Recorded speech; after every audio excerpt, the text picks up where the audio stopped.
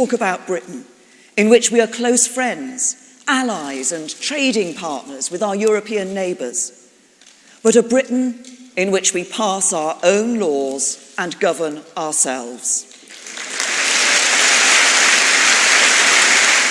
The referendum result was clear. It was legitimate. It was the biggest vote for change this country has ever known. Brexit means Brexit, and we're going to make a success of it. We must leave in a way agreed in law by Britain and other member states, and that means invoking Article 50 of the Lisbon Treaty. There was a good reason why I said immediately after the referendum that we should not invoke Article 50 before the end of this year. That decision means we have the time to develop our negotiating strategy and avoid setting the clock ticking until our objectives are clear and agreed. And it has also meant that we have given some certainty to businesses and investors. Consumer confidence has remained steady. Foreign investment in Britain has continued.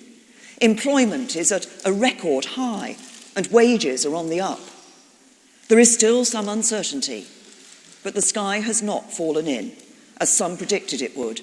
Our economy remains strong. To establish the referendum, Parliament put the decision to leave or remain inside the EU in the hands of the people, and the people gave their answer with emphatic clarity. So now it is up to the government not to question, quibble or backslide on what we've been instructed to do, but to get on with the job. Because those people who argue that Article 50 can only be triggered after agreement in both houses of Parliament are not standing up for democracy. They're trying to subvert it. They're not trying to get...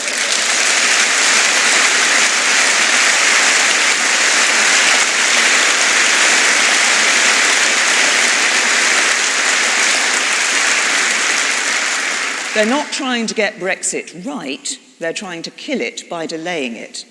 They're insulting the intelligence of the British people. And that is why next week I can tell you that the Attorney General himself, Jeremy Wright, will act for the government and resist them in the courts. Likewise, the negotiations between the United Kingdom and the European Union are the responsibility of the government and nobody else. I've already said that we will consult and work with the devolved administrations for Scotland, Wales and Northern Ireland, because we want Brexit to work in the interests of the whole country, and we will do the same with business and municipal leaders across the land. But the job of negotiating our new relationship is the job of the government, because we voted in the referendum as one united kingdom.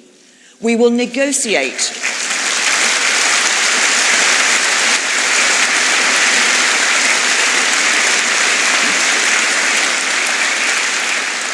We will negotiate as one united kingdom, and we will leave the European Union as one united kingdom.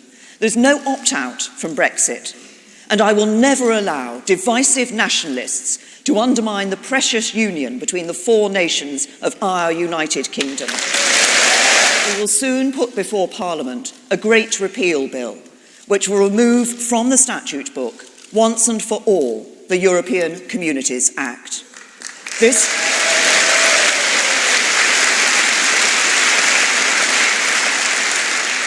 This historic bill, which will be included in the next Queen's speech, will mean that the 1972 Act, the legislation that gives direct effect to all EU law in Britain, will no longer apply from the date upon which we formally leave the European Union.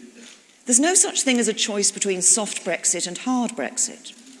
The line of argument in which soft Brexit amounts to some form of continued EU membership and hard Brexit is a conscious decision to reject trade with Europe is simply a false dichotomy. We are going to be a fully independent, sovereign country, a country that is no longer part of a political union with supranational institutions that can override national parliaments and courts. And that means we are going once more to have the freedom to make our own decisions on a whole host of different matters, from the way we label our food to the way in which we choose to control immigration. It's going to be an agreement between an independent, sovereign, united kingdom and the European Union.